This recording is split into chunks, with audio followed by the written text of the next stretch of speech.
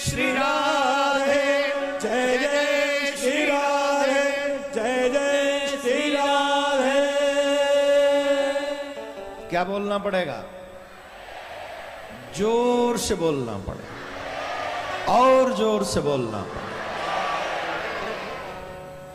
सच यही है, हमारे शास्त्र कहते हैं समझदारों के लिए इशारा काफी है, और जो ना समझे तो बोले फिर तो ब्रह्मा जी भी आके समझाओ तो कहां कोई समझने वाला है। जो समझदार वही है जो अपने जीवन का कल्याण करना जिसको आता है, जो बहुत कम में समझ जाए कि मेरे को मेरे जीवन को बर्बाद नहीं करना है, राधे राधे बोलना पड़ेगा। तो वेद व्यास जी महाराज को देवर्षि नारद अपने पूर्व जन्म का वृतांत सुनाते हैं कि मैं दासी पुत्र था। आजकल जीव के मन में शांति क्यों नहीं है? यहां 99% लोग परेशान है कि हमारे पास सब कुछ है पर शांति नहीं है। हां या ना? कौन कौन इस बात से परेशान है कि शांति नहीं है? साहब, मन में शांति नहीं। अच्छा, जिनने हाथ नहीं उठाए वो शांति है, उनके मन में शांति है? हाथ उठा के बताओ किस किस का मन अशांत रहता है। ये देखो, नीचे करो हाथ। मुझे पता है जिन्होंने नहीं उठाया उनकी थोड़ी सी प्रॉब्लम है। अगर हमने उठा दिया तो लोग क्या कहेंगे, अच्छा इतना बड़ा आदमी भी परेशान है। इसलिए कई बार लगता है, पर सच यह है कि मन में शांति बहुत कम लोगों की में। अब प्रश्न उठता है, ये शांति क्यों नहीं आती? हमारे मन को शांति मिलती क्यों नहीं है? बताऊं कि नहीं? शांति जानते हो कौन है?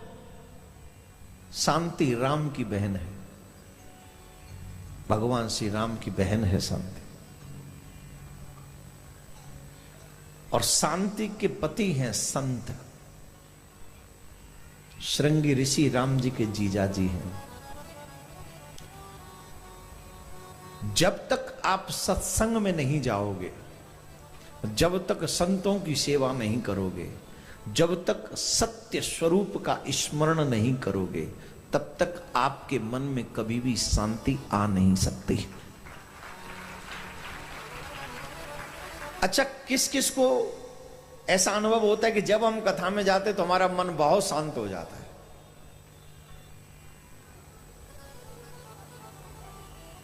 अब यहां कोई पैसा नहीं है, यहां कोई व्यवस्था नहीं है, यहां कोई भोजन पानी का अरेंजमेंट ऐसा नहीं है कि भोजन बहुत बढ़िया खिलाया जाता है तो मन शांत हो जाता है, या यहां ऐसा कोई पद प्रतिष्ठा नहीं है जो आपको दे दी जाती है तो आप बहुत प्रसन्न हो जाते हो।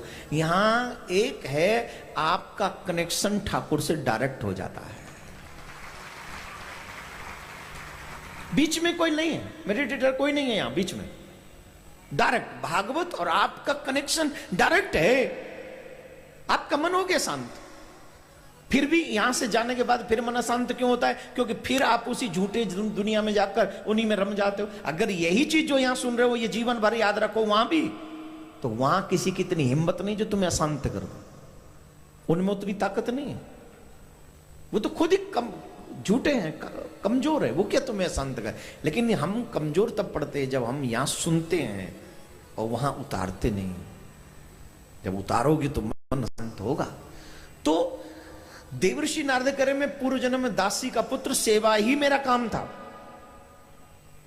आप सबसे भी एक प्रार्थना कर रहा हूं, अगर वाकई मन को शांत रखना चाहते हो तो सेवा को ज्यादा करो।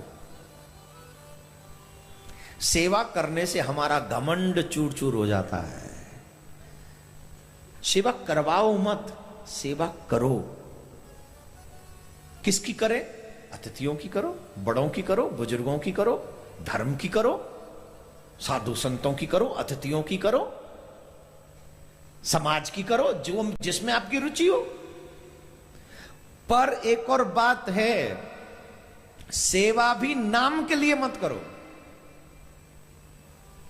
आजकल व्यक्ति बड़े बड़े काम सिर्फ नाम के लिए करता है।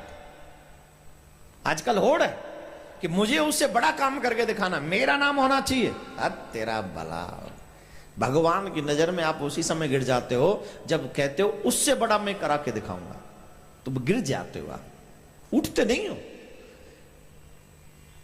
आप याद रखिए, किसी से कंपटीशन नहीं है आपका। भक्ति, धर्म, सेवा, ये तो क्या बोलते हैं इंग्लिश में एक वर्ड है, उड़ रहा है दिमाग में से अभी, ईगो।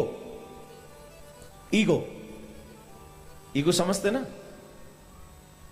अहम ब्रह्मोस्मि, जो कुछ हूं वो मैं हूं। ऐसा व्यक्ति भगवान की नजर में सबसे पहले गिरता है। दुनिया 2-4 दिन सलूट मारती जरूर है, लेकिन भगवान की नजर में उसी समय। तो आप ईगो मत पालिए कि मैं उससे अच्छा करा सकता हूं। हां, भगवान से प्रार्थना करिए कि मैं बहुत सुंदर आपका आयोजन करा सकूं। जब इस भाव से आप कराओगे तो आप कभी भी गिरोगे नहीं। सेवा भाव से कराओगे तो उठोगे, उठोगे।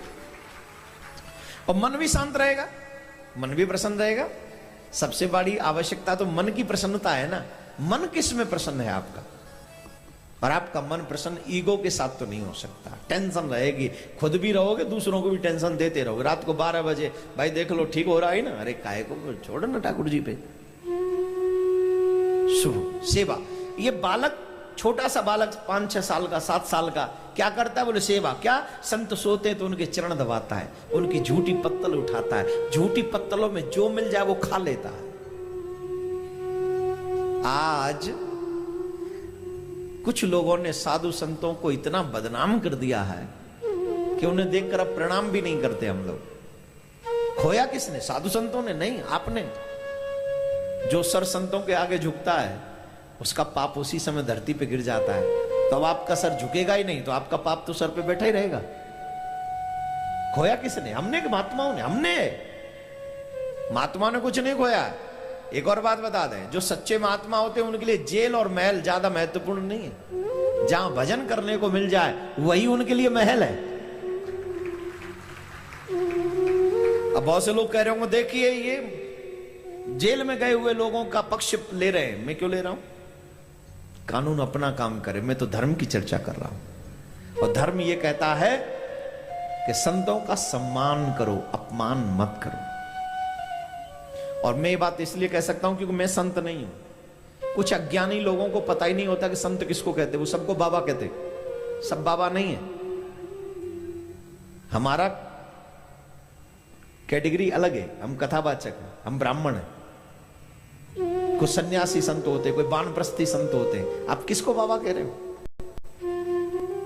सब बाबा नहीं है। पहले बाबा के विषय में जानो कि बाबा है कौन। जिसने मन में वासना बसा रखी है वो तो बाबा है ही नहीं। जिसने मन में मोहन को बसा लिया है वही सच्चा बाबा है। और उसके लिए कपड़े रंगाने की जरूरत नहीं है साहब। आप जींस पैंट में बैठ, मामा जी आप भी बाबा जी हो रहे हो फिलहाल 7 दिन के लिए।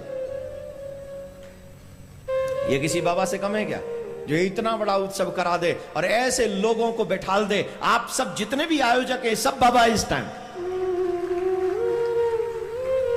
संत का काम है धर्म की रक्षा करना, संत का काम है धर्म का प्रचार करना, संत का काम है लोगों को धर्म से जोड़ना। और जो भी ऐसा कार्य करते वो सब संत हैं। उसके लिए कपड़े महत्वपूर्ण नहीं है, उसके लिए कर्म महत्वपूर्ण है। अब जोर से बजाओ। आलसी कहीं के। हम अपनी जान लगाते थे, तुम पे ताली भी नहीं पिटती। राधे राधे बोलना पड़ेगा। तो मैं भी आपकी तरह एक हिंदुस्तानी नागरिक हूं, ब्राह्मण बालक हूं, कथा का कार्य करता हूं, कथा का प्रचार करता हूं, धर्म का प्रचार करता हूं, नौजवानों में भक्ति का बीज बोने की कोशिश करता हूं। कितना सफल हूंगा वो ठाकुर जाने। जो काम भारत के माँ बाप नहीं कर रहे हैं वो काम हम कर रहे हैं, जो माँ बाप को करना चाहिए था। अगर माँ बाप कर ले तो हम जैसों की जरूरत बहुत पीछे आएगी जब आपके बच्चे बूढ़े हो जाएंगे तब। पर आपने छोड़ दिया इसलिए हमको मजबूरन करना पड़ रहा है। हमारी खुशी नहीं है। आपने तो अपने बच्चों को माइकल जैक्सन बना दिया है। हंसने की बात नहीं है, ईमानदारी से बताओ सच नहीं। आपने इतनी लंबी चौड़ी गाड़ी अपने बच्चों के हाथ में पकड़ा दी, कभी पूछा भी है कि इस गाड़ी में जाता कहां है? इतना लंबा चौड़ा बैंक बैलेंस के चेक काट के दे, पूछते हो कि इसको खर्च कहां करेगा? खैर लिव इट। सेवा करो, सेवा सुख देता है। सेवा शांति देती है और सेवा ही आपको महान बनाती है। एक दासी पुत्र देवर्षि नारद बन गया, इससे बड़ा उदाहरण क्या चाहिए आपको, एग्जाम्पल चाहिए। लेकिन सेवा भी अहंकार विगत होनी चाहिए, अहंकार के साथ नहीं। अगर अहंकार के साथ सेवा मैं करा रहा हूं, कियो करायो सब गयो जब आयो अभिमान, मैंने किया है, कॉलर ऊंची करोगे तो भगवान गिरा देगा। सर एक राजा की बात याद आ रही, बोल दूं क्या? एक राजा का स्वभाव था, रोज सुबह उठ के स्नान करके पूजा करके द्वार पे आके खड़ा हो जाता और जो भी अतिथि होते सबको स्वर्ण दान करता, सबको। कोई भी आ जाए, न जाति पूछे न उसका मुख देखे, कुछ नहीं, बस लो लो लो, जिसे जितना चाहिए स्वर्ण लो। एक चोर बोला ये चोरी के काम में बड़ा रिस्क है, ये चोरी करना ठीक नहीं। जब राजा ही दान देता है तो चलो साधु बन के चलते। और साधु बन के बार बार लाइन में लगे।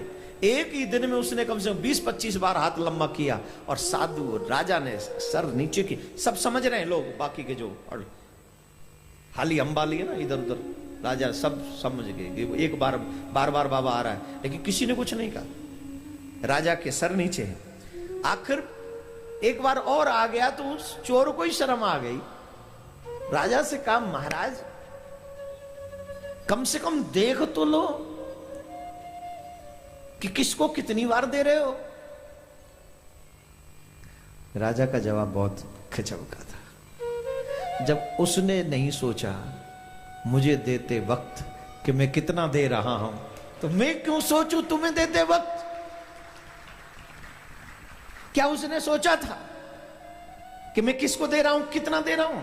अगर वो सोच लेता तो क्या मैं आपको देने लायक होता? ना, मैं नहीं सोचूंगा, जिसे जितना चाहिए लो। अरे बोले महाराज पर नजरें नीचे क्यों है? आप दान देने वाले लोग तो यूं यूं ऊपर करते हैं, मैंने किया, आप नीचे क्यों देख रहे? बोले मैं चोरी कर रहा हूं। कैसे? बोले किसी के माल को किसी को दे रहा हूं और नाम मेरा हो रहा है, इसलिए नीचे। कैसे? देनहार कोई और है, देते रहत दिन रैन, नाम होत है मेरो जाते नीचे। देनहार कोई और है। वो लोग गलत हैं जो ये सोचते हैं कि मैंने मेहनत करके कमाया। I am sorry to say my dear, a lot of people work too hard work but they don't have, but you have. Who gives you? तुम्हें दिया किसने है? Who gave you? तुम्हें दिया किसने था? Who will give you? तुम्हें देगा कौन? You always remember this thing. तुम अपने हार्डवर्क से नहीं, अरे साहब तुमसे ज्यादा हार्ड वर्क करते लोग करने वाले, लेकिन उनके भाग्य में और गोविंद की कृपा उतनी नहीं जितने तुम्हारे ऊपर है। तुम्हें मौका दिया है, करो जितना अच्छा कर सकते हो। नाम होता है मेरो, देने वाले को सर नीचे करना चाहिए, ऊपर नहीं। क्यों? बोले ठाकुर तेरी बड़ी कृपा, तेरा लेके किसी तेरे को ही दे रहा हूं। और लोग कहते हैं कि शर्मा जी ने दिया, कि वर्मा जी ने दिया, कि गुप्ता जी ने दिया, कि अग्रवाल जी ने दिया, मौनी जी ने दिया, कि धोनी जी ने दिया। ये सब नाम ले रहे हैं पीछे। मैंने एक नाम काट दिया, वो अपने आप लगा लेना। आई एम सॉरी भाई, कौन देता है? तुम्हें जन्म तुम्हारे मां बाप ने नहीं, भगवान ने दिया है। क्या इस बात से छुटकारा झूठ बोलोगे कि नहीं? सच्चाई है तुम्हारे पास। Whatever you have he gives you. तुम्हें उसने दिया है। तुम्हारे अच्छा छोड़ो ना साहब, और की बात छोड़ो। ये तुम्हारा हाथ भी तुम्हारा है क्या? क्या लग जाता है? वो हो जाता है ना, वो कर लेते हैं फिर ऐसे। क्या होता है वो? या पैर यूं लटका लेते हैं उसको। नहीं हंसिए नहीं, समझिए। मैं व्यर्थ की बात नहीं कर रहा हूं, समझा रहा हूं। बोलो ऐसे हो जाता है, क्या हो जाता है उसको? अरे वो अटैक आता है ना,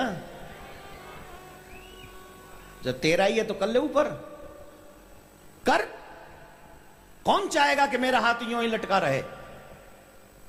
कोई नहीं चाहता, पर मार गया ना, हो गया ना, क्योंकि तेरा नहीं है, इस पे तेरा कंट्रोल नहीं है, इस पे किसी और का कंट्रोल है। इस बात लॉजिक पकड़ो।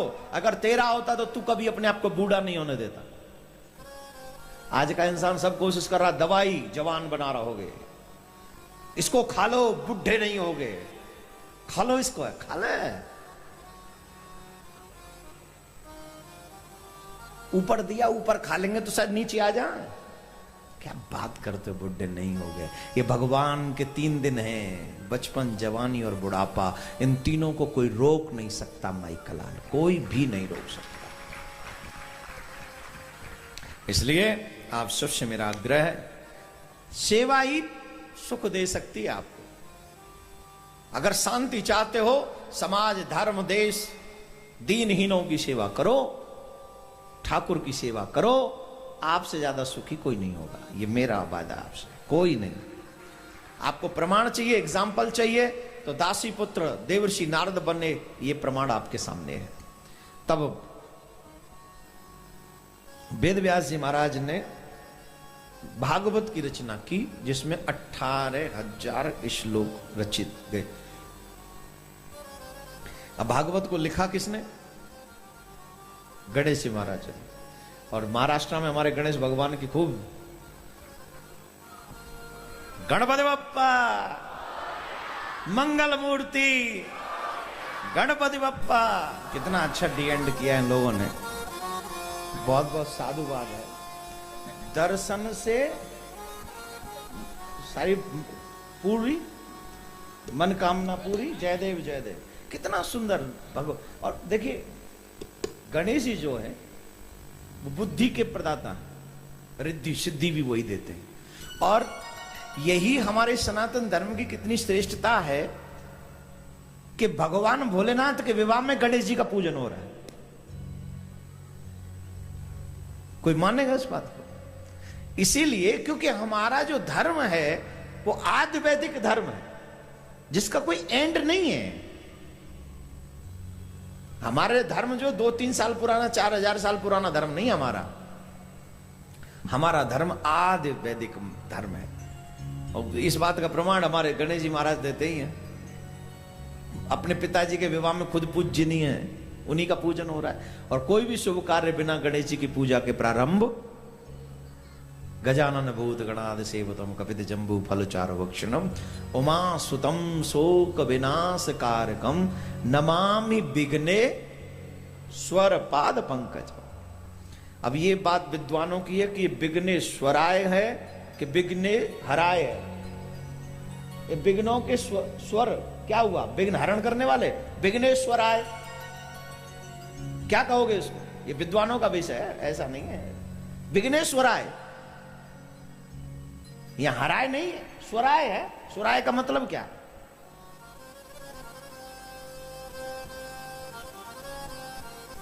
जाके रिसर्च करो, पता चले। राधे राधे बोलना पड़ेगा।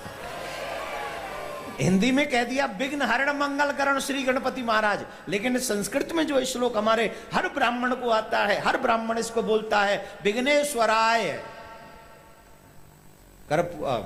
गजानन भूत गणा सेवितम कवित जम्बू फलचार भक्षणम उमा सुतम शोक विनाश कारकम नमामि विघ्नेश्वर, विघ्नेश्वर पाद पंकजम।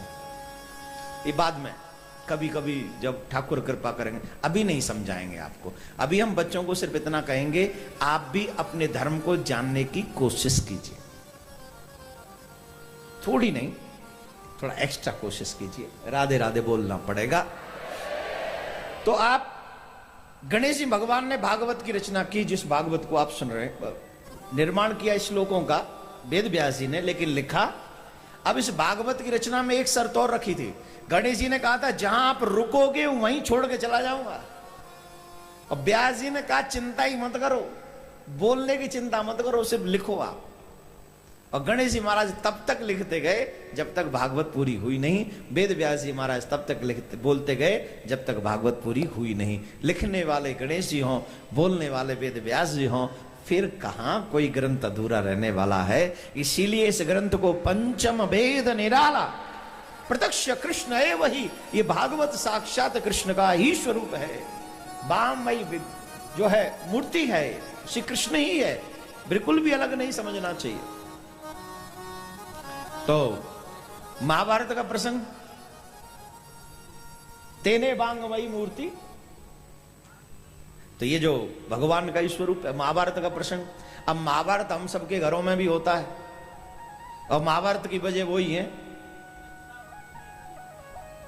समस्या वही है, कोई अलग नहीं है। संपत्ति सबको चाहिए, भाई को कुछ नहीं देना। दुर्योधन वैसा ही तो था। दुर्योधन को क्या चाहिए? संपत्ति। धर्मराज की भी संपत्ति छीन ली।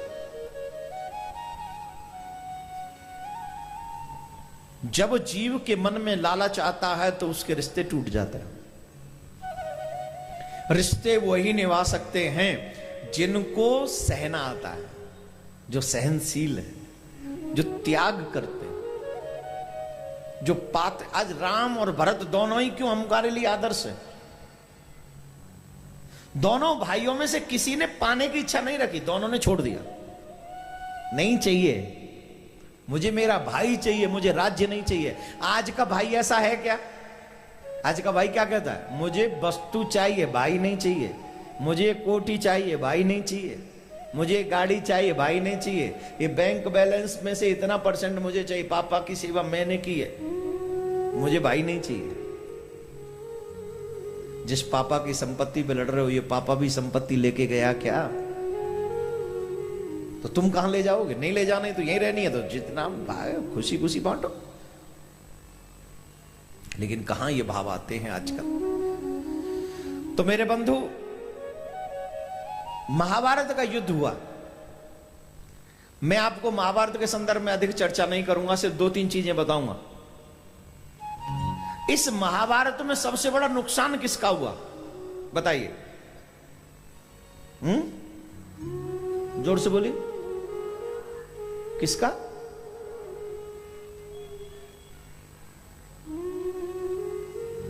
इस महाभारत में सबसे बड़ा नुकसान हुआ धृतराष्ट्र और गांधारी का। 100 के 100 समाप्त, एक भी नहीं बचा। नौजवानों से जितने लोग यहां बैठे हैं, आग्रह मेरा, ध्यान पूर्वक ये कथा सुनिएगा। किसी का छीन के आप माला माल नहीं हो सकते, आपको भरना ही पड़ेगा, भोगना ही पड़ेगा। You will have to pay with compound interest. No one can save you. मैं ब्याज के भोगना पड़ेगा। आप कोई भी रूल नहीं लगा सकते कि जिससे आपको जेल लाना पड़े, और हमारे शास्त्र इसको प्रमाणित करते हैं। अवश्यमेव भोक्तव्यम कृतम कर्म शुभाशुभम। तुम्हारा कर्म तुमको भोगना ही पड़ेगा। करोड़ों जन्मों के बाद भी ये कर्म नष्ट तब तक नहीं होते जब तक इसका फल तुम ना भोग लो। अभी मैं कथा में हमेशा कहता हूं कि अगर तुम इस जीवन में अधिक परेशान हो भक्ति के बावजूद भी, तो समझ लेना कि भगवान तुमसे इसी जन्म में सब कुछ भोगवाना चाहते हैं, और इसी जन्म में ठाकुर जी मिलके तुम्हें अपने धाम ले जाना चाहते हैं। तुम्हें अगले जन्म में नहीं छोड़ना चाहेंगे, तुम्हें अगला जन्म नहीं देंगे। जो कई लोगों को आप देखते हो, जो व्यक्ति ज्यादा धर्मात्मा होता है वो कई बार बहुत कष्ट पाता है। क्यों पाता है? क्योंकि जो कर्म रह गए ना पिछले, उनको भगवान इसी जन्म में उसे साफ कर देता है। यहीं भोग ले, अगला जन्म तुझे नहीं देना है। इसलिए उसको थोड़े थोड़े में ही बहुत कुछ। और हमारे एक संत के मुंह से तो हमने बहुत अच्छी बात सुनी, जिनको भगवान प्रत्यक्ष में भी वो दुख न देना चाहे, क्योंकि लगता है ना ये मेरा विशेष, मेरा चेला है, बहुत प्यारा है, तो उसे स्वप्न में भुगवा देते हैं वो। Can you believe this? वही सारी मुसीबतें स्वप्न में भोगता है वो। संसार बड़ा स्वप्न है, स्वप्न छोटा स्वप्न है, लेकिन तकलीफ बराबर ही होती है, नहीं होती? स्वप्न में कोई हमारा गला दबा रहा हो तो परेशानी होती कि नहीं? तो भगवान जिनके ऊपर विशेष कृपा करे, जिन्हें वास्तव में दुख नहीं देना चाहता, उन्हें स्वप्न में ही तकलीफ दे देता है, उतना भोगने के लिए। अब कल से यही कहेंगे, महाराज हमें भी स्वप्न में दे देना। ये भगवान डिसाइड करेंगे, हम और आप डिसाइड नहीं कर सकते, ठीक है? तो कहां था मैं? बोले बता, मैं भी नहीं पता थे। अवश्यमेव भोक्तव्यम, आपका कर्म तब तक समाप्त नहीं होगा जब तक आप उसका फल न भोग ले, याद रखिए। इसी का एक उदाहरण मैं आपके सामने प्रस्तुत कर रहा हूं, विशेष तौर पर नौजवान बड़े ध्यान से सुने। ऐसे बैठ जाइए जरा, बुजुर्ग भी सुन ले। कई बार आप लोग कहते होंगे हमने तो कुछ किया ही नहीं। नहीं, बिना किए तो कुछ नहीं मिलता है, कुछ तो किया होगा। ऐसे बैठो। महाभारत का युद्ध हुआ, गांधारी के 100 पुत्र समाप्त हो गए। धृतराष्ट्र को इस बात का बड़ा मलाल था, बड़ा दुख था कि पांडु के 5 में से एक भी नहीं मरा और मेरे 100 के 100 मर गए। एक तो बच जाता जो मेरी अंत्येष्टि करता, मेरा अंतिम संस्कार करता, व्हाटएवर, लेकिन नहीं हुआ ऐसा। तो एक दिन भगवान श्री कृष्ण से मिलने की इच्छा प्रकट की और भगवान श्री कृष्ण स्वयं चल कर आए। तो धृतराष्ट्र ने कहा, कृष्ण आप भगवान हैं, आपको सब पता है, मैं आपसे एक बात जानना चाहता हूं, कृपा करके बताइए। श्री कृष्ण ने कहा अवश्य। बोले मैंने ऐसा कौन सा पाप किया है जिसकी वजह से मेरे 100 पुत्र होने के बावजूद भी एक भी पुत्र मेरा अंतिम संस्कार करने के लिए नहीं बचा? ऐसा कौन सा पाप मैंने किया है? तो भगवान ने कहा आपने ऐसा कर्म किया है, कुछ पिछले जन्मों में जाइए आप, मैं आपको वो शक्ति देता हूं, पिछले जन्मों को याद कीजिए। करते गए करते गए। बोले एक जन्म में आप राजा थे और बड़े धर्म प्रिय राजा थे। आपके यहां पर एक ब्राह्मण रहता था, उसके यहां पर हंस और हंसनी का जोड़ा था। एक दिन ब्राह्मण के मन में इच्छा हुई कि मैं तीर्थ करने जाऊं। तो आजकल की तरह तो तीर्थ थे नहीं कि फ्लाइट पकड़ो और 2 दिन में लौटाओ। पहले व्यक्ति तीर्थ करने वही जाता था जिसे यह भी पता होता था कि अब मैं लौटूं ना लौटूं कोई पता नहीं, क्योंकि पहाड़ बद्री विशाल जाओ, गंगा सागर जाओ, आसान है। एक कहां गंगा सागर, पूरब पश्चिम उत्तर दक्षिण, चारों दिशाओं में तो तीर्थ है। कहां जगन्नाथपुरी, कहां रामेश्वरम, एक चारों कोनों पे बसे, बद्री विशाल, केदारनाथ, बद्रीनाथ, गंगोत्री, जमुनोत्री। अब आजकल भी तो सुरक्षित नहीं है गंगोत्री जमुनोत्री। क्यों जी? कौन सा सन था वो? 15-14 है, 16-14 था ना? हाँ, तो बताइए आज भी सुरक्षित नहीं है। तो उस समय तो और भी कठिन होगा, पहाड़ों में रास्ते नहीं थे, अब जाना ही है। अब जैसे ठाकुर जी ले जाए, फिर जंगल है, तमाम कष्ट थे उस समय।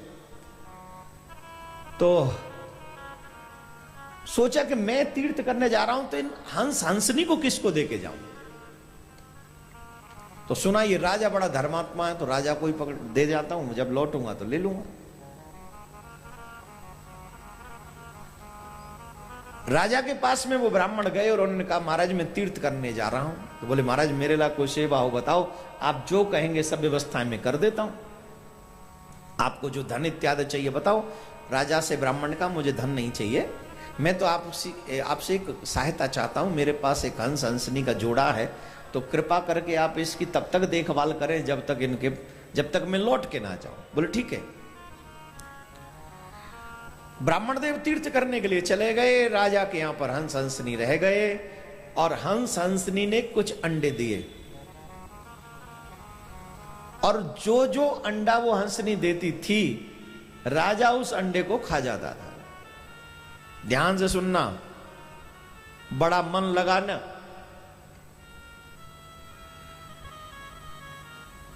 सौ अंडे दिए थे उस हंसनी ने, ब्राह्मण के वापस आने तक,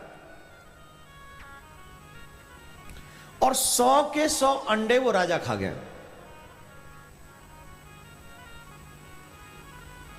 उसी वियोग में हंस हंसनी भी समाप्त हो गए। ब्राह्मण देव हमें किस राक्षस के हवाले छोड़ गए।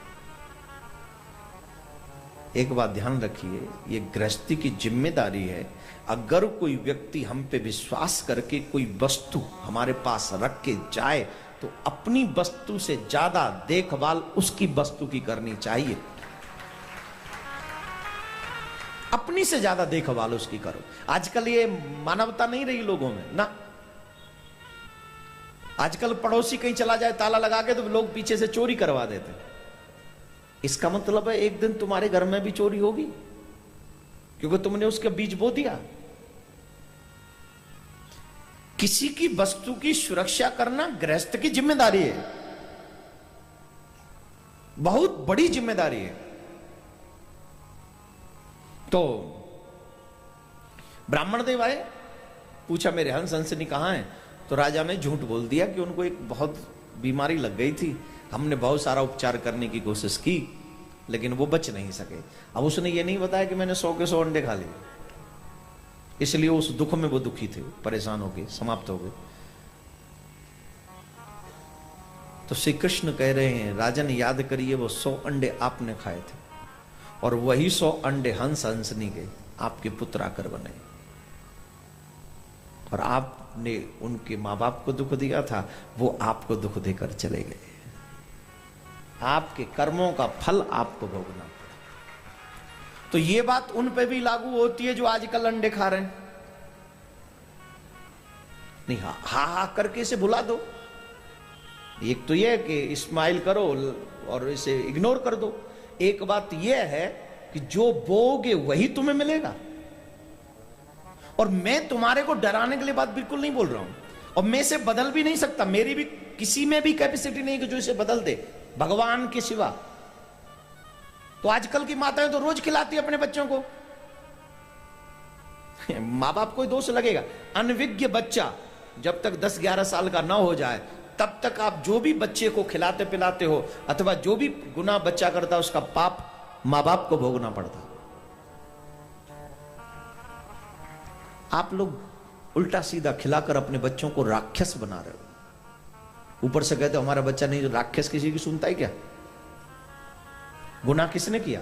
मांट मीट खिला के तुमने किया, अंडा बंडा खिला के तुमने किया। वैसे व्यासपीठ से ये सब नाम नहीं लेने चाहिए, पर आई एम सॉरी, मैं थोड़ा एक्सपोज कर रहा हूं। क्यों कर रहा हूं? क्योंकि ये उदाहरण है हमारे इतिहास में। हम जानबूझ के शास्त्र इसीलिए नहीं पढ़ते, इसीलिए नहीं सुनते, क्योंकि सुनेंगे तो हमें ज्ञान हो जाएगा। ज्ञान हो जाएगा तो हम कैसे खाएंगे भाई? अरे भाई, तुम नरक में जाने के लिए आए हो कि स्वर्ग में जाने के लिए आए हो? तुम चाहते क्या? What ever you want, what do you want? अगर अच्छी जिंदगी जियोगे तभी ना कुछ अच्छा फल मिलेगा। और आजकल तो देखो साहब, रसगुल्ला की दुकान पे उतनी भीड़ नहीं है जितनी भीड़ उन दुकानों पे है। अभी मैं फ्लाइट में आ रहा था, शायद मुंबई से जा रहा था दिल्ली, और उसमें हमारी बगल में बैठ गया वो एक। अब साहब, हम लोग तो इकोनॉमी में चलने वाले लोग, वो वीआईपी क्लास वाले तो हम है नहीं। और हमारे सेठ भाटिया भी ऐसे नहीं है जो कहीं वीआईपी में आ जाया करो। हमारे सेठ भाटिया तो कहते आ जाओ, चाहे ट्रेन में लटक के आओ, पर आ जाओ, कथा सुनाओ बस। बहुत से लोग तो साहब, कई महाराज हैं जिनकी फ्लाइटें सब उनके चेलों पे है, जिसको चाहे बोला मारा। अपन वैसे ही अपने आप से ही पकड़ते इकोनॉमी की, जो और पहले करा लेते जो सस्ती मिले।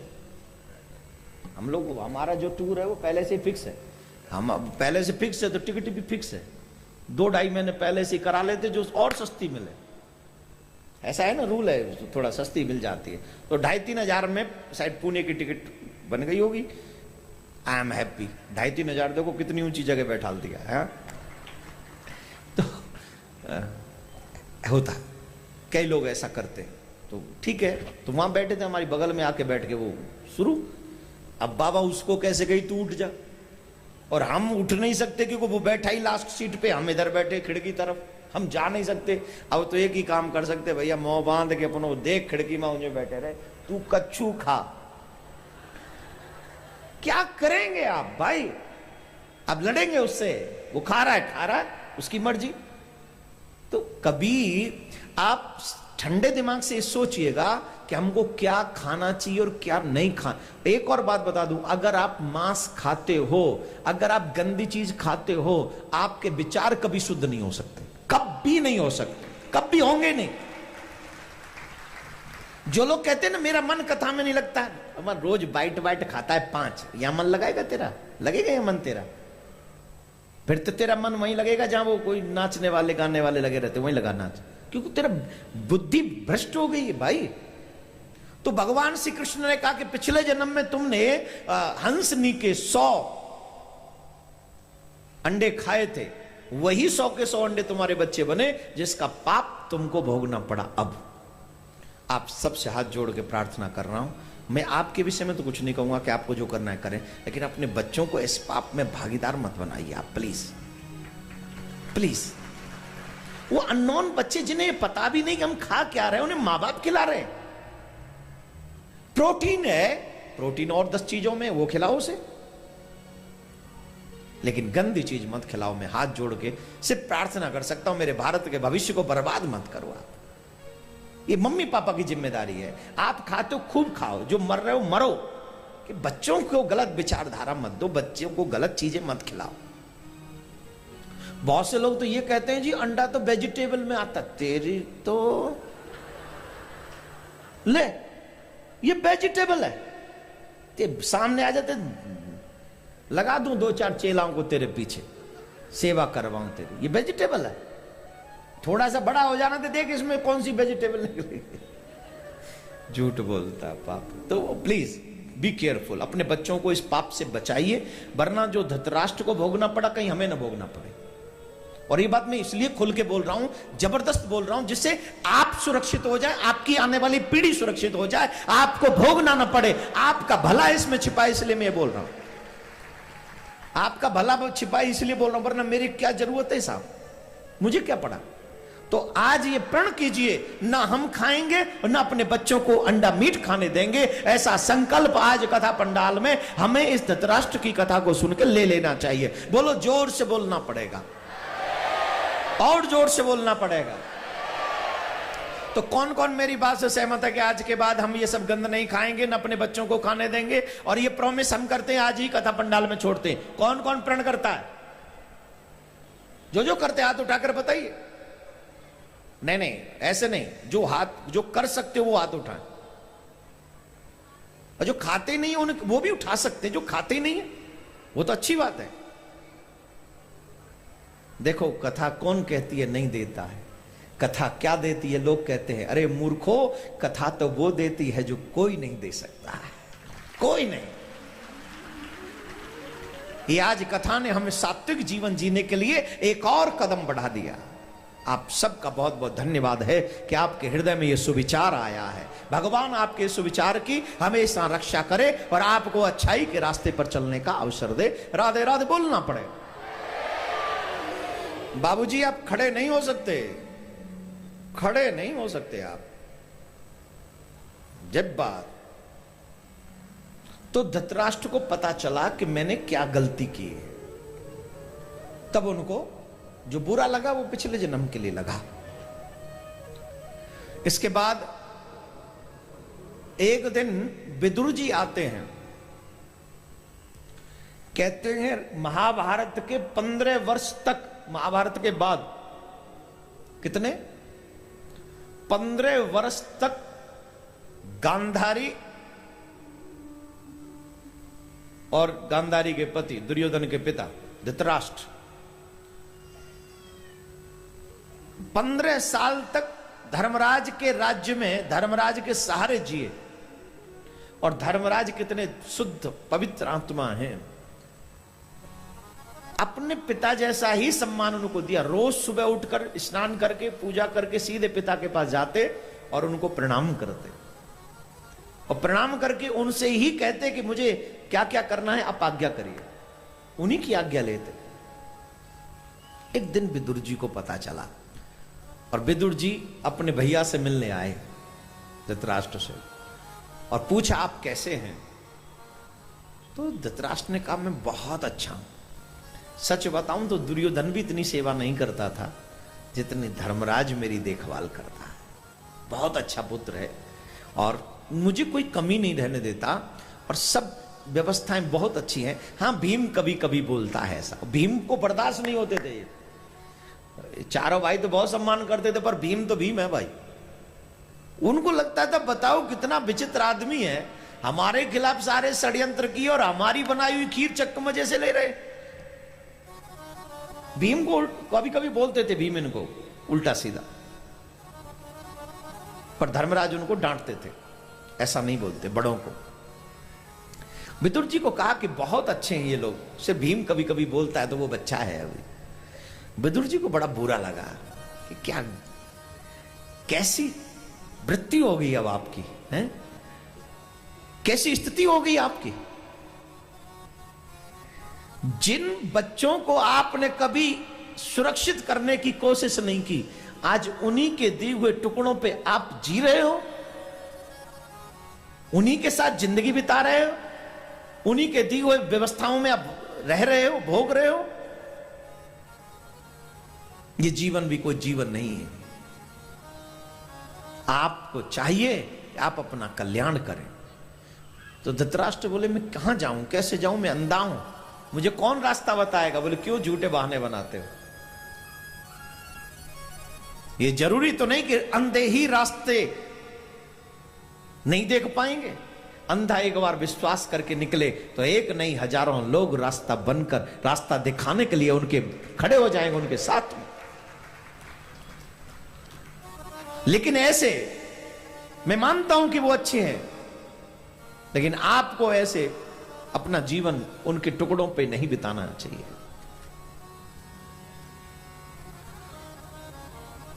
मुझे कौन रास्ता दिखाएगा। गांधारी बोलती है आज तक मैं बंद आपके साथ रही, लेकिन अब मैं आपको रास्ता दिखाऊंगा, चलिए अब अपना जीवन का कल्याण करते हो। विदुर दोनों का हाथ पकड़ के अपने साथ में लेकर गए। ये बहुत सुंदर कथाएं हैं। यहां से हमको भी एक बात सोचनी है कि जैसे यहां विदुर जी आए और उनको इतना अच्छा उपदेश दिया और उनको ये ज्ञान दिया कि अब बहुत हो गया, इनफ, अब अपना कल्याण करने के लिए आप आगे बढ़िए। ठीक वैसे ही जब भी हमारे जीवन में हमारी सारी व्यवस्थाएं पूरी हो जाएं, जिम्मेदारियां पूरी हो जाएं, उसके बाद अगर कोई गुरुजी आ जाए और गुरुजी कह दे कि अब इनफ कर दो, अब अपना कल्याण करने की शुरुआत करो। अब उस समय तो वन विभाग, क्या नाम है, वानप्रस्थ में सब जाते थे। पहले वन विभाग थोड़ी ना था, वो तो कहीं भी रह जाओ जाके। आजकल तो वन विभाग है, कहीं भी कुटिया डाल ली तो लोग पूछे यहां क्यों रहते हो। वानप्रस्थ है, पहले तो वानप्रस्थ कहीं भी चले जाओ वन में, आजकल तो नहीं जा सकते, पर चले भी जाओ नहीं भी जाओ, मैं तो कहूंगा घर में ही रह के वानप्रस्थी हो जाओ, घर में रह के भजन करो। धर्मा भज सतम तजलोक धर्मान सेवस्व साधु पुरुषान जहि काम तृष्णा। सिर्फ सच्चे मन से भगवत स्मरण करिए, ये भाव अपने मन में घर में रह के कर लीजिए। कोई भी सदगुरु आ जाए आपके जीवन में और ऐसा सुंदर उपदेश दे दे, आपको तुरंत वो एक्सेप्ट कर लेना चाहिए और उसी के मुताबिक जीवन जीना चाहिए आपको। तो मेरे प्यारे श्रोतागण, धर्मराज जब सुबह उठे तो उनको नहीं मिले गांधारी और उनके पिता।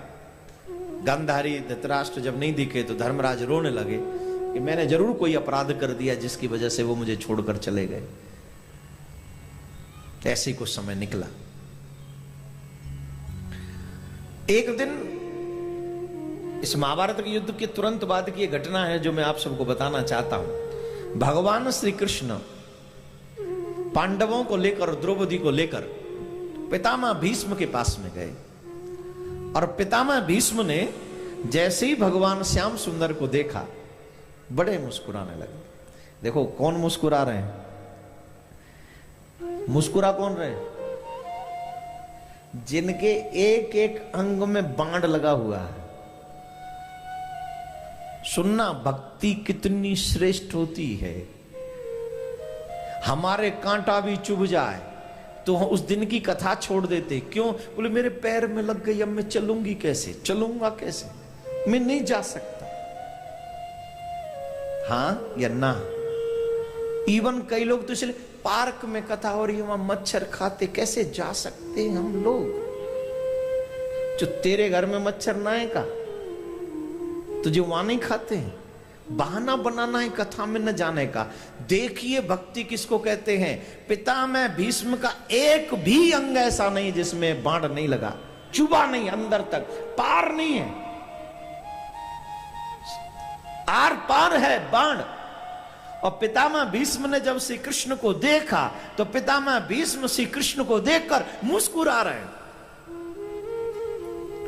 और श्री कृष्ण से कह रहे, कृष्ण मैंने सुना था कि आप बचपन में माखन की चोरी करते हो, आप माखन की चोरी करते थे बचपन में, ये मैंने सुना था, पर आप महाभारत जैसे युद्ध में भी चोरी करेंगे ये मैंने कभी सोचा नहीं था।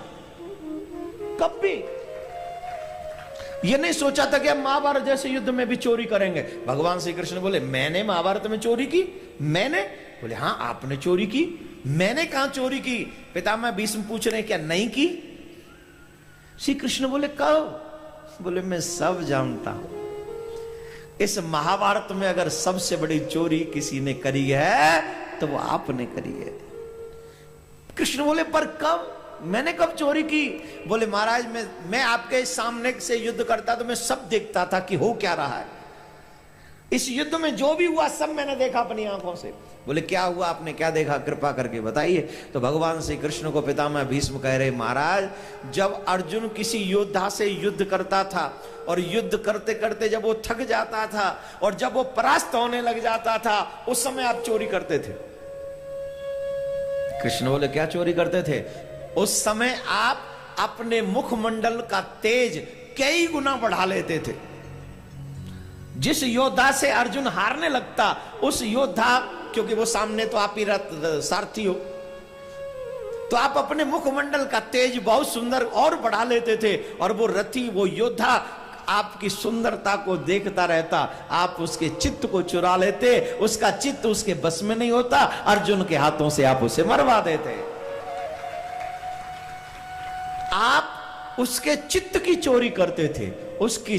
और एक बात बता दें साहब, जिसका सब चला जाए ना वो खड़ा हो सकता है, पर जिसका चित्त चला जाए वो कभी खड़ा नहीं हो सकता।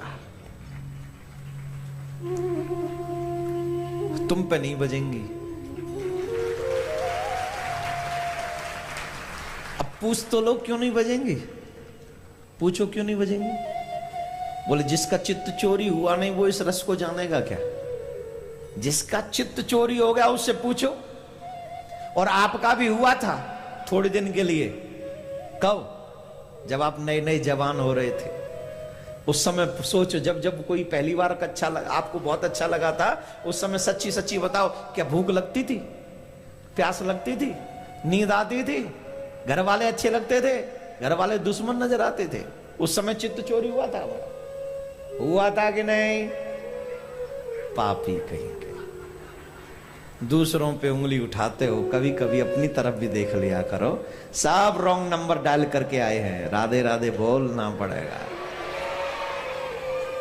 तो वो चित्त कुछ दिन के लिए चोरी हुआ, जब घर में आ गई या घर में कोई आ गया उसके बाद में चित्त वित्त सब खत्म हो गया। अब लगे रहो धुन बुन में लगे रहो। उसके बाद सब सेटिंग हो गई, चलो जी लो, वही रोज बनाना, वही रोज कमाना, वही रोज खाना, वही सब मुसीबत।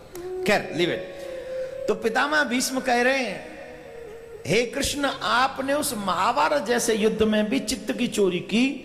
लोग कहते रहे पांडव जीत गए, पर सच यह पांडव नहीं कृष्ण जीत गए, आपने जीत दिलवाई है। श्री कृष्ण मुस्कुरा रहे हैं, काहे को इतनी प्रशंसा कर रहे हो? बोले हे कृष्ण मेरी बुद्धि से अपनी शादी कर लो। द्रौपदी भी मुस्कुरा रही है। आज पिता में बड़े बड़े गजब के ज्ञान वाले प्रवचन दे रहे हैं। द्रौपदी मुस्कुराई। पितामह भीष्म ने पूछा क्यों मुस्कुरा रही हो? बोले नहीं पितामह वैसे ही हंसी आ गई। बोले नहीं, अच्छे घर की बहू बेटियां ऐसे नहीं हंसती, कोई ना कोई रीजन जरूर है। सच्ची बताओ, याद रखें जितनी भी बहन बेटियां यहां बैठी हैं, रोड पे चलते समय और जब समाज के 4 लोग हमारे समाज में, हमारे घर में या हम किसी के घर में हो, बेवजह माता बहनों को नहीं मुस्कुराना चाहिए। उससे आपके माँ बाप का तो सम्मान बढ़ता ही है, साथ में आपका भी सम्मान बढ़ता है। लोग समझ जाते हैं अच्छे घर की बहू बेटी है, उस घर का भी सम्मान बढ़ता है, दोनों का सम्मान बढ़ता है, आपके पिता का भी और आपके ससुराल का भी। और जो बहुत अटके झटके लटके वटके महाराज टेलीफोन लेके घूम रहे, पता ही नहीं कितने लोगों से हाय हेलो हो गई और महाराज फाड़े ही दे रहे मुंह सारा, वो भी दूर से पता चल जाता, हाँ शी इज फ्रॉम बॉलीवुड। अलग से पहचान होती है। नहीं तो आप इन सब चीजों से बचें, यही मेरी प्रार्थना है। समाज में ज्यादा ये सब ठीक है, अपने काम अपने आप करें आप। पितामह भीष्म बोले, अच्छे घर की बहू बेटियां ऐसी नहीं मुस्कुराती, कोई बात तो है, बात बताओ क्या बात है। बोले, पितामह मैं सोच रही थी कि जब दुशासन भरी सभा में मेरी साड़ी उतार रहा था, आप वहां बैठे थे, उस दिन आपका ज्ञान कहां चला गया था जो आज आप इतना सुंदर ज्ञान दे रहे हो? उस दिन आपका ज्ञान कहां गया था? पितामह भीष्म फिर मुस्कुराए। बेटी, सही प्रश्न किया तुमने। सच बताऊं, तब मैं दुर्योधन के राज्य का अन्न खाया करता था और उससे मेरी बुद्धि मलिन हो गई। और जब बुद्धि मलिन हुई तो मैं जानता था कि गलत हो रहा है, फिर भी क्योंकि जिसका अन्न खा रहा हूं उसके विपरीत बोलने की हिम्मत मुझ में उस समय नहीं हुई, क्योंकि उसी का अन्न खा रहा हूं मैं। पर वो अन्न से बना हुआ ब्लड तुम्हारे पति अर्जुन ने बाण मार मार के सारा निकाल दिया रक्त। अब जो रक्त बचा है वो शुद्ध और सात्विक रक्त बचा है, इसलिए मेरे शुद्ध विचार जागृत हो रहे हैं। आजकल हम लोग किसी के भी यहां जाके खाते हैं ना, उसका भी गलत प्रभाव पड़ता है हमारे विचारों पर, हमारे कर्मों पर। पहले लोग सबके यहां नहीं खाते थे, आजकल सब खा लेते हैं सबके यहां। हाँ या ना? पहले खाते थे? पहले ब्राह्मण जो लोग थे किसी के भी यहां कच्चा भोजन नहीं करते थे, रोटी नहीं खाते थे। और उन्हें भी लिमिट मालूम थी कि किसके यहां, साधु संतों को, उस ब्राह्मणों को पता था कि किन के यहां जाना है और किन के यहां नहीं जाना है। अब इसको जातिवाद में मत बांटिएगा प्लीज। कई लोग बोलो लो जी ये भी पक्ष पर, नहीं, ऐसा कुछ नहीं, झूठ है। किसी के यहां भी जिसका व्यापार शुद्ध ना हो उसके यहां तो खाना ही नहीं होता था। क्यों? जिसका व्यापार शुद्ध नहीं है उसका धन भी शुद्ध नहीं है, और अशुद्ध धन से बनी हुई भोजन अगर आप करेंगे तो आपके विचार निश्चित दूषित होंगे, कोई रोक नहीं सकता।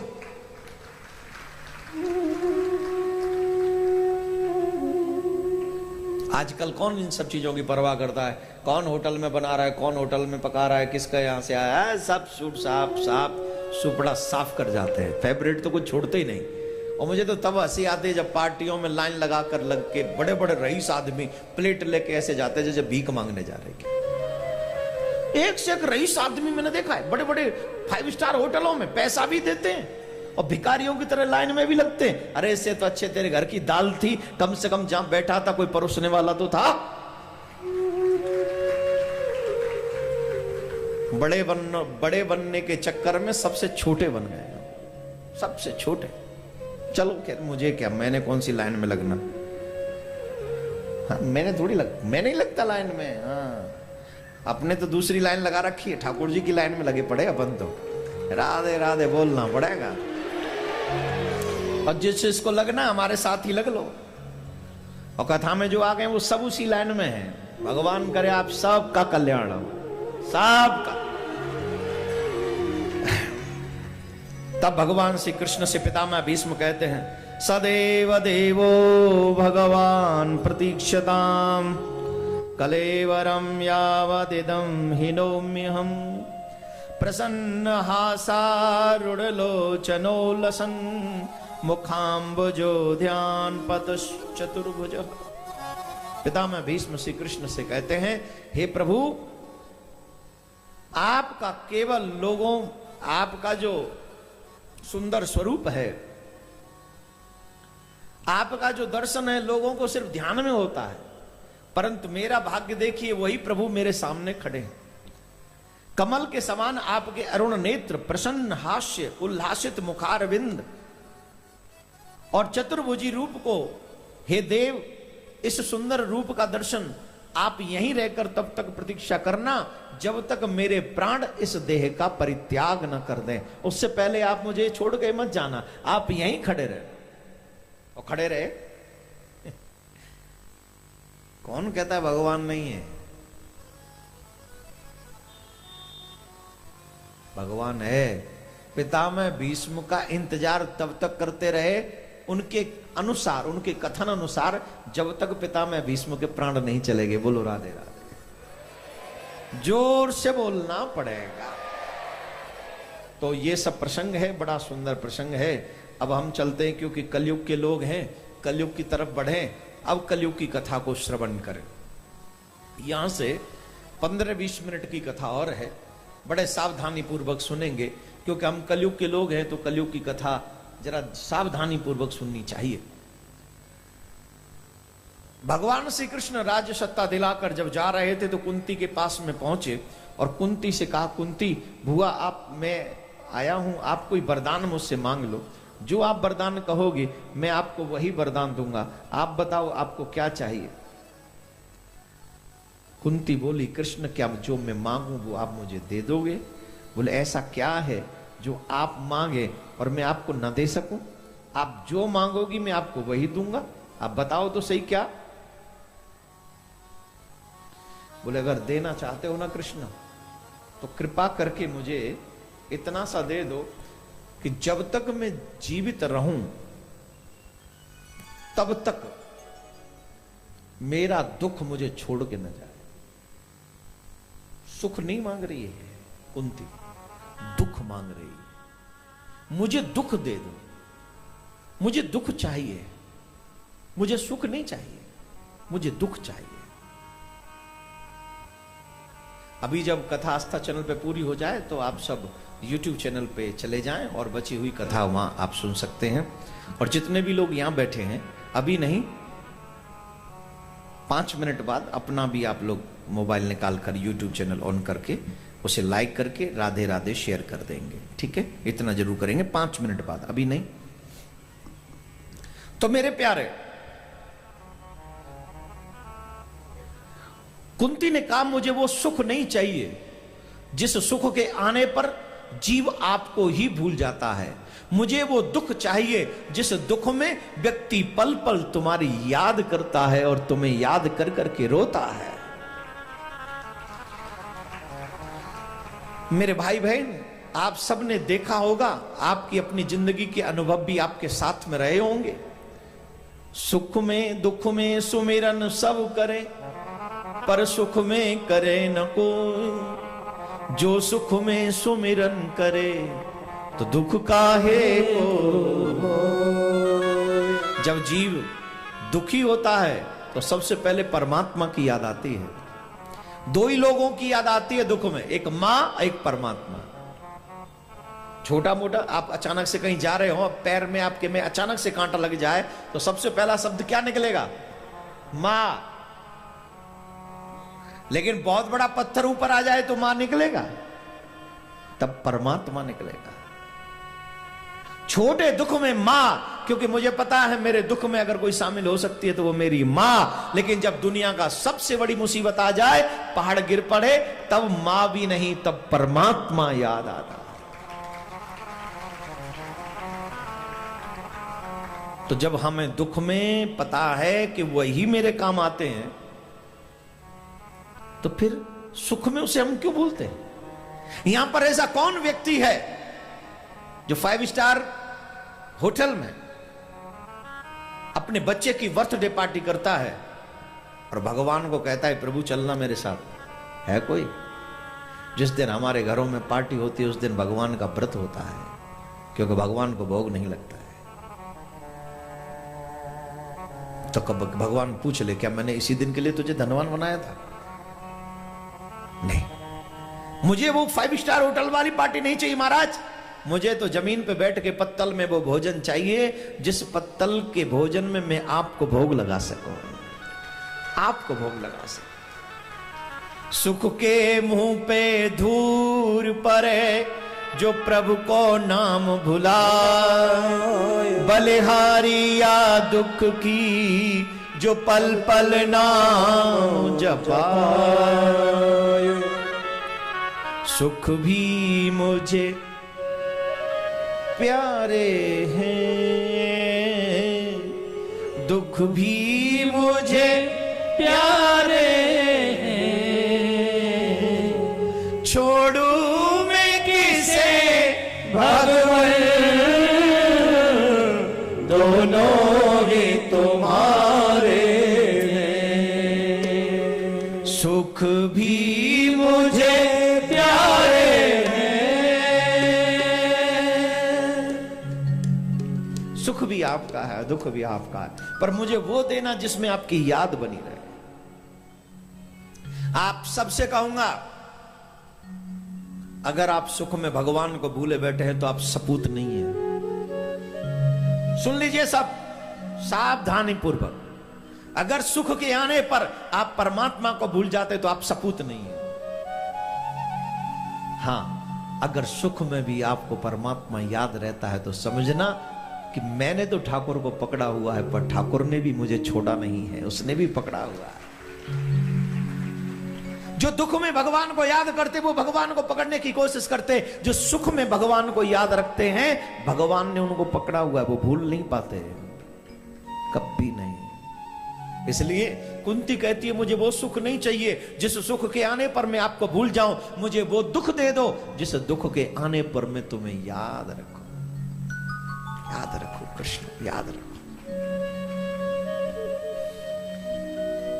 कुंती से कृष्ण कहते तुम्हें मेरी माया नहीं सताएगी बुआ, ये मेरा आशीर्वाद है।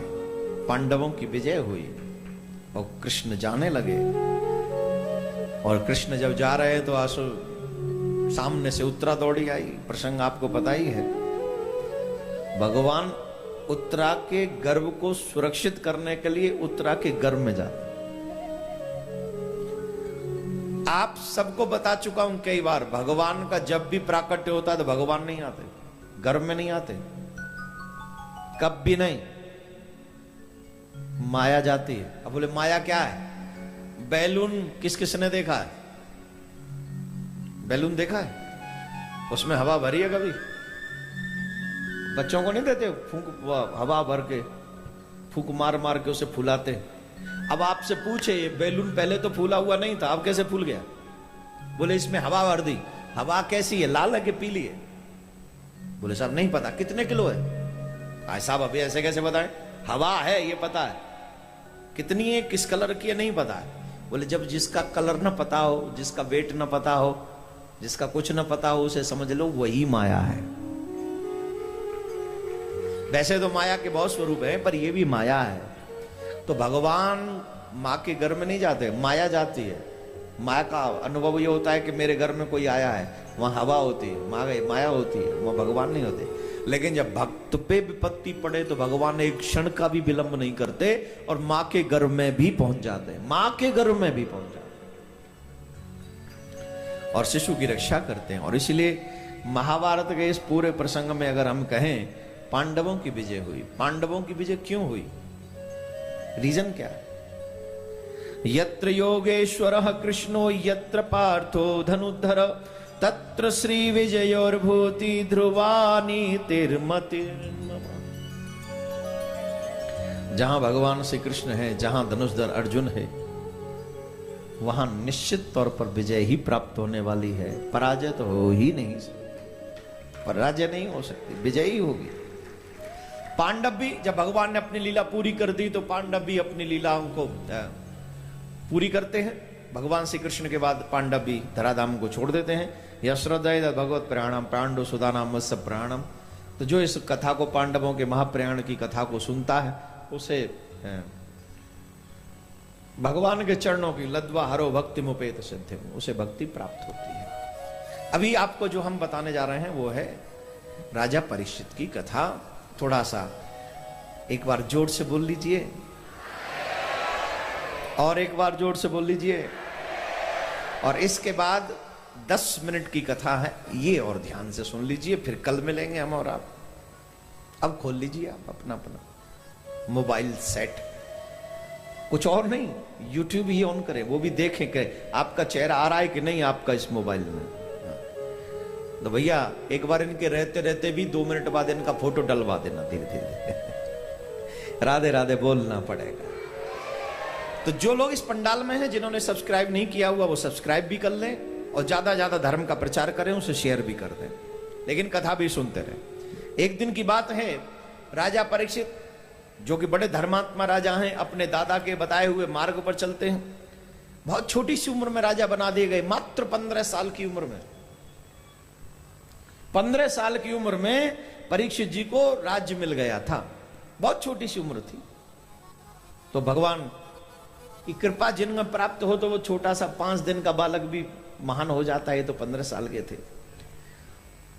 तो अपने दादा के बताए हुए मार्ग पर चल रहे थे। जब राज्य दे के जा रहे थे पांडव, तो मैं परीक्षित जी ने कहा मैं बहुत छोटा हूं, मैं क्या कर सकता हूं, मुझे कुछ नहीं पता। तब धर्मराज जी ने कहा कभी ये मत सोचना कि तुम छोटे हो और तुम अकेले हो, तुम कभी भी अकेले नहीं हो। जब भी तुम्हें कोई समस्या तुम्हारे सामने खड़ी हो, उस समय भगवान श्री कृष्ण का ध्यान करना। भगवान की कृपा का मूर्तिमान रूप तो तुम हो कि तुम्हें घर में जिसने जाके बचाया वो इस संसार में तुम्हारा बुरा कैसे होने देगा। जो घर में तुम्हें बचाने पहुंच गया, क्या वो तुम्हारा बुरा होने देगा? कभी कभी नहीं होने देगा। तुम कभी ये मत सोचना कि तुम अकेले हो, तुम ये सोचना कि जगतपति सर्वेश्वर श्री कृष्ण आपके साथ हमेशा ही खड़े हैं। इतना सुंदर ज्ञान उपदेश देकर पांडव चले गए और वो अपने दादा की बताई हुई बातों को मानते हैं, वही करते हैं। याद रखिए बच्चे लोग, जो बड़ों की बात मानते हैं वही सक्सेस होते हैं। जो अपने बड़ों की बात को इग्नोर करते हैं, उनका अपमान, उनकी इंसल्ट करते हैं, निश्चित तौर पर उनका पतन हो चुका है। यहां भी दुख पाते हैं और वहां भी दुख पाते हैं। कभी भी बड़ों की आज्ञा का उल्लंघन नहीं करना चाहिए। वही करो जो आपके बड़े कहते हैं आपसे, वो कभी मत करो जो आपको बड़ों ने मना किया है। राजा परीक्षित एक दिन कहीं वन में से आ रहे थे, तो उन्होंने एक दृश्य देख लिया और वो दृश्य बड़ा विचित्र सा था। तत्र गोमिथुनम राजा हन्यमानवनाथवत् दंडहस्तम च ब्रसलम दद्रसे नृपलांछनम।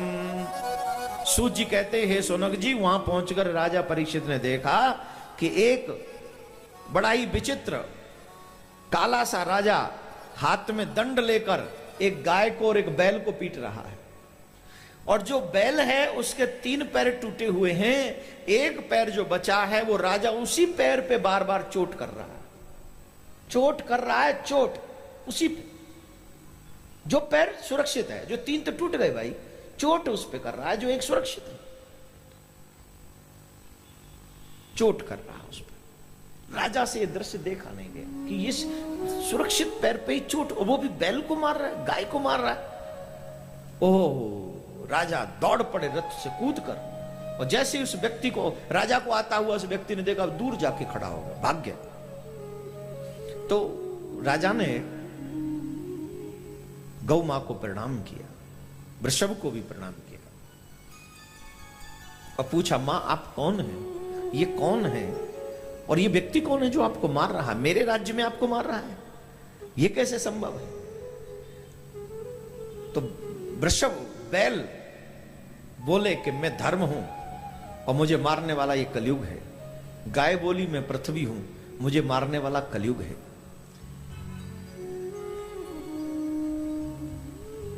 वृषभ ने कहा, मेरे 3 पैर टूट गए कलयुग में। ध्यान से सुनेंगे नौजवान, विशेष तौर पर, मेरे 3 पैर टूट गए। धर्म के 4 चरण हैं, तप, दया, दान और शौच। अब तप नहीं करता कोई कलयुग में। कोई तपस्या करता है? नहीं करता। कोई दया करता है कलयुग में? नहीं करता है। पवित्रता है क्या घर में? है क्या? जिन पैरों के चप्पल जूतों को हम लोग घर के भीतर नहीं ले जाते थे, अब वही चप्पल जूते हमारे किचन में चले गए। और इतना ही नहीं, देखिए न पढ़े लिखे बुद्धिजीवियों को, पैर में पहने पहने खड़े होके ही खाते हैं और अपने आप को इंटेलिजेंट कहते हैं। कहते हैं महाराज पैंट से बैठा नहीं जाता, तो पैंट उतार दे, धोती पहन ले। नहीं, कुछ और मत समझना भाई, गलत चीज मत समझ। पैंट उतार के धोती पहनना, हम नहीं पहनते क्या? देख यहां कितने आराम से बैठे। तुम्हारी वेशभूषा पैंट नहीं है, तुम्हारी वेशभूषा कुर्ता धोती और धोती कुर्ता ही है। लेकिन इट्स ओके, अगर आप पैंट शर्ट पहनिए, आई एम नॉट अगेंस्ट कि आप उसको बिल्कुल चुकर ना करिए, लेकिन भोजन बैठ के करिए। पशु खड़े होकर करते हैं और मानव बैठकर भोजन करते हैं। और जो इंसान पालती मारकर ऐसे बैठकर भोजन करता है, पृथ्वी पर बैठकर जो भोजन करता है, उसकी पाचन क्रिया, पाचन शक्ति कभी कमजोर नहीं होती। सच बता रहे। उसकी पाचन शक्ति कभी कम। और जो खड़े होके यूं ऊंट की तरह, बैल की तरह, उनकी पाचन शक्ति कभी स्ट्रांग नहीं मिलेगी आपको, कमजोर होती है। आज से यह भी संकल्प लीजिए कि हम कभी भी, अब कहीं भी जाओ, कुर्सी तो मिलती है ना साहब, जमीन पे नहीं बैठ सकते पार्टियों में, कोई बात नहीं, लेकिन कुर्सी पे तो बैठ के खा लो। खड़े होके मत कभी भोजन करो, पहली बात। दूसरी बात, घर में हो सके तो जमीन पे, पृथ्वी पे ही बैठ के भोजन करो, पाचन शक्ति बढ़ेगी, आपकी हेल्थ अच्छी रहेगी। अब खड़े होके खाओगे तो गड़बड़ होगी, तुम्हारी पाचन शक्ति कमजोर होगी। इसीलिए बच्चे तो देख लीजिए, देखने में तो हाथी बिजार हो रहे हैं, ताकत, एक थप्पड़ मार दो तो गिर जाता है, 2 सीढ़ियां चढ़ ले तो, कितनी उम्र है? बोले 20 साल। है तू 20 साल को है, तू 20 साल को, तो अच्छा तो तेरे दादा जो 60 साल को है, 5 मंजिल चढ़ जाए तब जाके के थकान सी महसूस होती है। तो तुम 20 साल के अच्छे के, वो 60 साल के क्यों? क्योंकि तुम खड़े होकर भोजन करते हो, तुम्हारी पाचन शक्ति बढ़िया नहीं है, और पाचन शक्ति बढ़िया नहीं है तो तुम में पावर नहीं आ सकती, ताकत नहीं आ सकती। इसलिए मैं आप सबसे निवेदन करूंगा, अपने बच्चों को भी सिखाइए कि बैठकर भोजन करें। ये भागवत औषधालय भी है, तुम्हारी हर रोग की औषधि है भागवत में। राधे राधे बोलना पड़ेगा, जोर से बोलना पड़ेगा। तो पवित्रता नहीं है, तपस्या नहीं है और दया नहीं है, एक चीज बची है, एक चरण है कलयुग का, वो क्या है? दान। क्या है? दान। दान एक चरण बचा है, और दान की बात कर लो, जहां दान की बात कर लोगे लोग उठ के भाग जाते, बोले पंडित जी तो मांगते, महात्मा जी तो मांगते, अरे ये फलाना व्यक्ति तो मांगता है। एक बात बताए, मांगना उसको कहते हैं जो अपने लिए मांगता हो, और जो कोई किसी अच्छे संकल्प के लिए मांगता हो उसे मांगना नहीं कहते, उसे तो महाराज धर्म कहते हैं, उसे धर्म कहते हैं। मांगता तो वो व्यक्ति है जो अपने लिए मांगता है। आजकल जो लोग देते नहीं है वही ज्यादा क्वेश्चन करते हैं, देते भी नहीं है, क्वेश्चन भी करना पूरा। आपने ये क्यों किया? इतना बड़ा मंदिर बनाने की जरूरत क्या थी? यहां तेरे बाप की मेरी मर्जी, बड़ा बनाऊं या छोटा बनाऊं, तूने दिया था क्या? दिया था तो मैंने चोरी की थी क्या? तूने अपनी मर्जी से दे दिया ना, घर बैठ। हमने मंदिर बनाया, आप सबको बताया था ना मंदिर बनाएंगे, आप सबको बताया था ना आश्रम बनाएंगे, आप सबको बताया था ना बहुत बड़ा उत्सव करेंगे, किया कि नहीं? जोर से बोलो, कहीं भी झूठ बोला आपसे? अब कह रहे अनाथ आश्रम बनाएंगे। I am happy right now because हमने रजिस्ट्री करा ली है जहां आश्रम बनाना है। अभी ज्यादा मत बजाओ, थोड़ी सी और बची है जो अभी जाके 1-2 महीने में ही करानी है, तो वो तभी होगी जब, है ना, करानी तो पूरी थी, अब समझ लो आधी करा ली आधी नहीं कराई, उसके पीछे रीजन क्या रहा होगा, यू नो। लेकिन वो जिससे भी लिए वो बहुत अच्छा आदमी है, वो धीरे धीरे करा लो, जितना देते जाओगे उतना लेते जाओ। तो जो बोला है आपसे वही व्यासपीठ आगे भी करेगी, इसमें कोई संदेह नहीं है। और जिन्हें यकीन ना हो तो जरा चल के वृंदावन देखो, प्रिया कांजू बंसी बजाते मिलेंगे, कमल के फूल पे बैठे तुम्हारी इच्छाओं को पूर्ति करते हुए मिलेंगे।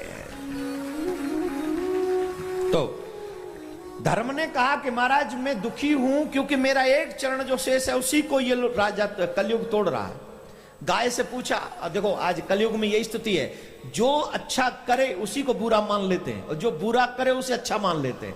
कितना दुर्भाग्य है, हम साधु संतों को सक्की नजरों से देखते हैं और जो टोटली नंगम नंगा होके हमारे बच्चों का चरित्र बर्बाद कर रहे हैं, बड़ी बड़ी फिल्में बनाकर उनको हम सुपरस्टार कह देते हैं, उन्हें हम स्टार कहते हैं। कितनी गंदी बात है, जो कपड़े उतार उतार कर डांस कर रहे हैं वो हमारे समाज में स्टार, उन्हें हर तरीके से ऐसे ट्रीट किया जाता है जैसे इनसे बड़ा भगवान कोई नहीं, और साधु संतों को ऐसे ट्रीट किया जाता है जैसे इनसे बड़ा गुंडा कोई नहीं। ये कलयुग का जीता जागता उदाहरण है। जहां कोई पहले नाचने गाने वाले हमारे सामने आ जाते तो कहते भाई दूर रहियो, छिवियो मत, उनसे हाथ में लाला फोटोग्राफी कराना ऐसा समझते हैं जैसे आज तो हम देवराज इंद्र से मिले आए और जी भाई की मैंने कहा है हाँ या ना, करते कि नहीं। और कोई साधु महात्मा आ जाए तो कमेंट करने वाले अगली इन्हीं की बारी है।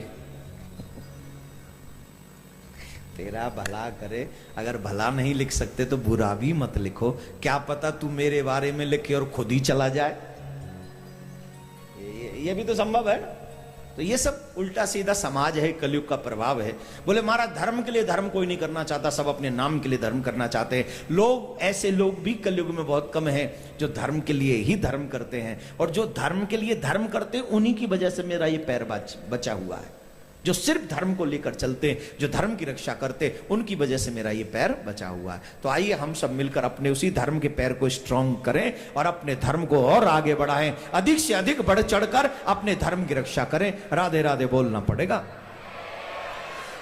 पृथ्वी मां से पूछा, गौ मां से आप कौन है? बोले मैं पृथ्वी। पर यह स्थिति क्यों? बोले कलयुग की वजह से। कलयुग में गौ, देखिए कलयुग की स्थिति देखो, गौ कचड़ा खाती है, कुत्ता बिस्किट खाता है। गौ दर दर पे रोडों पर कचड़े पे भटकती है, और बड़े बड़े घरों में हर जगह पे एक नहीं 5 5 6 6 एक एक तो हर जगह कुत्ता मिलता है। जिन हिंदू घरों में गाय का पालन होता था उन हिंदू घरों में कुत्तों का पालन होता है। हाँ या ना? जोर से बोलिए। एक बार मैं यूरोप गया था, उस जगह का नाम है स्वीडन। स्वीडन गया मैं कथा कर रहा था, ऐसे में ये कलयुग वाली कथा सुना रहा था, ये ऐसा हुआ ऐसा हुआ। तो मैंने कहा भागवत कल्प वृक्ष है, जो मांगोगे सो दो, जो मांगोगे मिलेगा। एक माता जी बोली, हे भागवत महापुराण, अगर पंडित जी कह रहे हैं सही बात ये है तो अगले जन्म में हमें स्वीडन का कुत्ता बनाना। तुम्हारी कसम, सच्ची घटना है, तुम्हारी कसम, पुणे वालों की कसम, जितने भी बैठे पंडाल में पुणे वाले सबकी कसम। ये मंडली वाले छोड़ दीजिए, मैंने ये हमारे साथ आए वहां से। आप सोच रहे होंगे मैं झूठी कसम खा रहा हूं, नहीं, मेरे ही साथ तो घटी थी घटना। तो वो बोली, हे भगवान भागवत भगवान, अगर तुम सच्चे हो तो अगली बार हमें कुत्ता बनाना स्वीडन का। अब हमने पहली बार सुना कोई इंसान हो गए स्वीडन का कुत्ता बनना है। हम उसे अब हमें भी ऐसे ही कुछ, हम तो ब्रजवासी है ना, तो हमसे नहीं रहा गया। मैंने, मैया है मैया, कितना अच्छा मानव जीवन मिला, तू कुत्ता बनेगी? तो पता है उसने क्या कहा, पंडित जी आप क्या जानो, आप तो अभी आए 1 हफ्ते के लिए चले जाओगे, आपको नहीं पता स्वीडन में इंसानों की वैल्यू कम है, कुत्तों की वैल्यू ज्यादा है। अब मेरे से फिर भी नहीं रहा गया, फिर भी चाहे स्वीडन का हो चाहे कहीं, मानव तो भाई मानव ही है, मानव जैसा कल्याण कहां। मैंने फिर दूसरा तंत्र समझाया, मैंने, मैया भगवान ने आदि बात मानी और आदि नहीं मानी तो? बोले क्या मतलब? मैंने मतलब सीधा सा है, आदि मान ले भगवान की, कुत्ता बनाना तो बना दे, और भगवान को दया आ जाए, बेचारी हिंदुस्तान की थी तो हिंदुस्तान का ही बना दे। ना महाराज हिंदुस्तान को नहीं बनूंगी। अरे कमाल कर रही, नहीं बनेगी, वहां टेढ़ी थोड़ी चलेगी, वहां तो भगवान की चलेगी। न जाने कब किसको कहां का बना दे, तो हमारी थोड़ी चलेगी वहां। तो मेरे प्यारे, हम लोग कुत्ते पालते हैं, गाय नहीं पालते। अब आप कहे महाराज गाय पालने के लिए जगह नहीं, कुत्ता घर में छोटी सी में रह जाता है, तो आप एक काम करिए, हर शहर में हिंदू लोगों को इकट्ठा होकर एक एक गौशाला चलानी चाहिए, और एक एक गौशाला में भी देसी गाय, जर्सी विदेशी नहीं, जर्सी गाय नहीं, देसी गाय पालो, और एक एक गाय की जिम्मेदारी लो, और हिंदू होने के नाते उस गाय मां की सेवा करो, कम से कम कृष्ण आपसे प्रसन्न हो। अब आपकी जानकारी के लिए बता दूं, गौशाला में नहीं चला रहा हूं, मैं नहीं चला रहा हूं, तो गाय आप खुद भी पालें, गौशाला बना लें, जहां जगह मिल जाए थोड़ी बहुत गौ रखिए, 10-20 लोग इकट्ठे होकर रख लो। ये काम आप सबको करना चाहिए, ये अच्छा काम है। तो मेरे भाई बहन, गौ का दुख देखकर राजा ने कहा कि मैं इस कलयुग को मार दूंगा, तलवार निकाली, राजा को देख कलयुग ने कहा महाराज आप मारना चाहते हो तो मार देना, लेकिन मुझ में भी कुछ अच्छाई है, पहले वो अच्छाई सुन लो। बोले तुम में क्या अच्छाई, तुम कलयुग हो? बोले बहुत अच्छाई है। सतयुग, त्रेता युग, द्वापर युग, इन युगों में हजारों हजारों वर्ष तपस्या करो, तपस्या पूरी होगी उसके बाद कल्याण होगा। लेकिन महाराज कलिकाल में तपस्या ना हो, यज्ञ ना हो, कोई बात नहीं, लेकिन कलिकाल में भवसागर से पार होने का एकमात्र सरल साधन है, जानते हो क्या? कलियुग केवल नाम आधारा, सुमेरे सुमेरे नर उतरहि पार। हरे नामैव हरे नामैव हरे नामैव केवलम कलो नास्तैव नास्तैव नास्तैव गतिरन्यथा। कलिकाल में सिर्फ भगवान का नाम लो और भवसागर से पार हो जाओ। राजा ने कहा कि ठीक है, फिर हम नहीं मारेंगे, जब इतने आसानी से कलयुग में कल्याण होगा तो हम तुम्हें मारेंगे नहीं, तुम्हें रहने के लिए कुछ जगह दे देते। वो जगह कलयुग को राजा परीक्षित ने दी। कौन सी जगह है? जहां पर जुआ खेला जाए वहां रहो, जहां पर वैश्यागमन हो वहां रहो, जहां पर हिंसा होती हो वहां रहो, और जहां पर जुआ, वैश्य, हिंसा, एक और जगह कौन सी? बुढ़ापा आ गया अब मेरा, अब मैं भूलने लग गया। देखो ताली बजा रहे, बोले हाँ आपका बुढ़ापा आ गया। द्यूत, जुआ, हिंसा, मदिरापान और वैश्यागमन, चार कर्म जहां होते हैं वहां कलयुग रहता है। और आज दुर्भाग्य की बात है, हर वो बड़ा घर जो अपने आप को बड़ा कहता है वहां मदिरा चलती है। बहुत करोड़ों में से कोई एकाध घर ऐसा बचा होगा जो गुरु कृपा और गोविंद की कृपा से जिस घर में मदिरालय नहीं है, जहां मदिरा नहीं पी जाती।